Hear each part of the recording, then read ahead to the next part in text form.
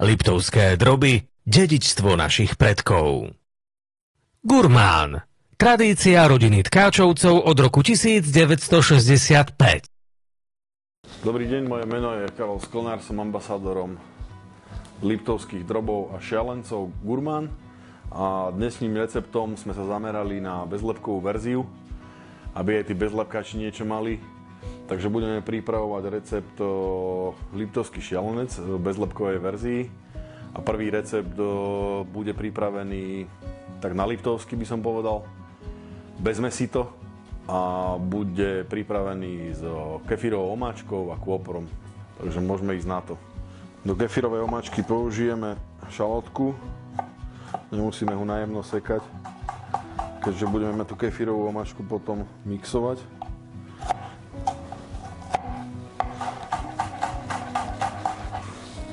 Šalotku orestujeme s maslom.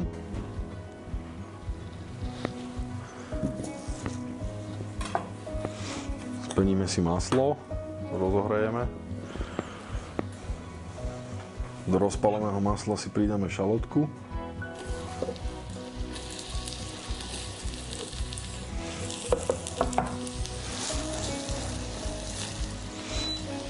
Kým sa nám šalotka spení, opečeme si šialenec. Štandardne vám v receptoch ukazujeme, ako sa dá pripraviť šialenec alebo drob v rúre, ale niekedy si to môžete aj zrýchliť. Na bravčovej masti si opečieme ten šialenec, čiže roztopíme bravčovú masť. Tu máme náš bezlepkový šialenec. Takže šialenec si sprúdka opečieme.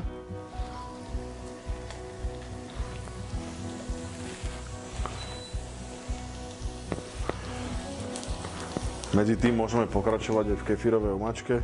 Táto omáčka je jednoduchá. Do tej spenenej šalotky pridáme kefír.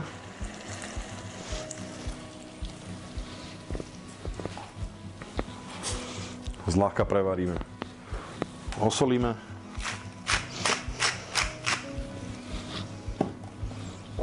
Okoreníme.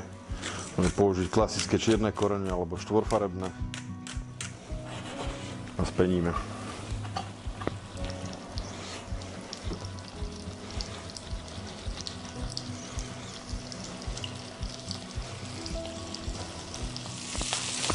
Šialenec si len otočíme na opačnú stranu. To nevadí, keď sa nám aj rozpojí, on sa dá pekne skrútiť.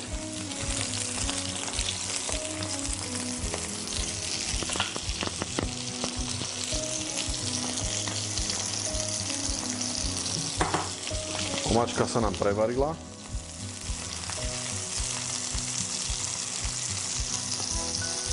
Budeme ju do hladka mixovať.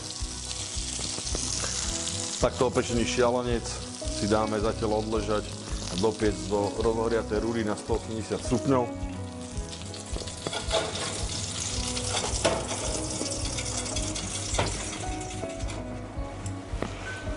Dobre, ideme na tú omáčku. Omáčku môžeme rozmixovať ponorným mixerom alebo v takomto blenderi, ak máte doma.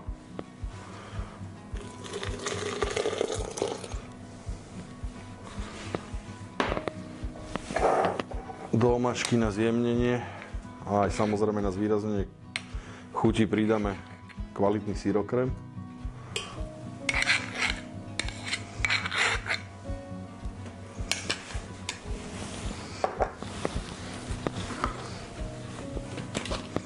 A mixujeme do hladka.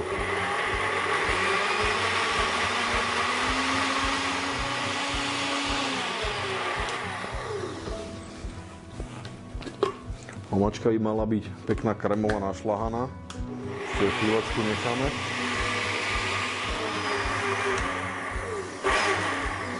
Omáčku prešľaháme ešte česne pred podávaním. Pomedzi to si nachystáme také pesto z kôpru, ktoré bude úplne jednoduché. Kôpor si len presekáme. Najjemnejšie, budeme ho takisto mixovať, takže nemusíme nadrobno.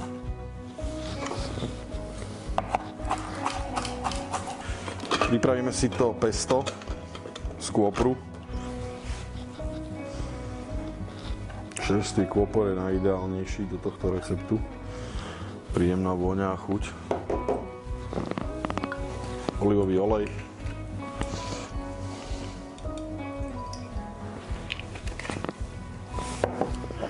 Zase trošku korenia.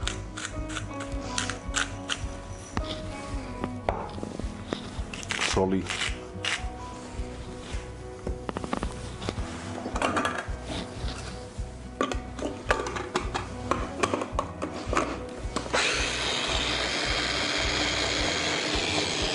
Dobre, nevyhadzuje ho. Tento olej alebo toto pesto si rozmixujeme, nemusí byť úplne do hladka. Môžu tam byť aj kúsky toho kôpru. Takže šalanec máme upečený. Môžeme servírovať.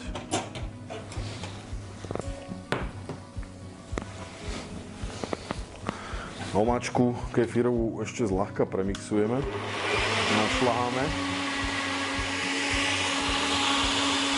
Pridáme ešte kúsok masla.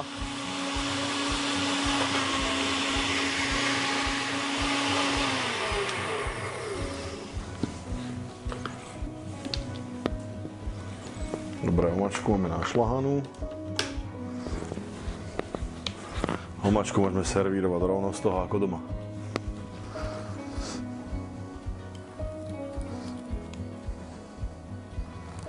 Vidno, že omáčka je pekná krémová.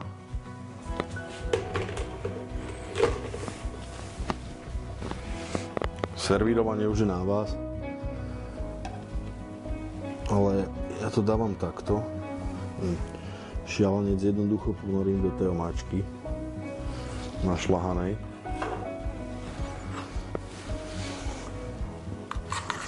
Tu máme ten náš zelený olej alebo kôprové pesto. Je lepšie, keď to je také rečie, čiže skôr to je taký kôprový olej ako pesto.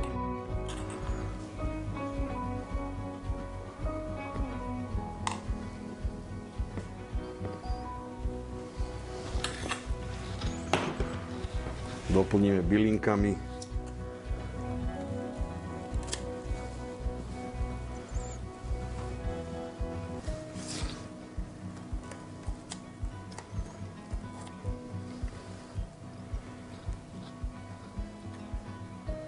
Takže vážení, naše bezlepkové liptovské šialence, takto v našom podaní s kefírovou omáčkou, s kôprovým pestom máme hotové.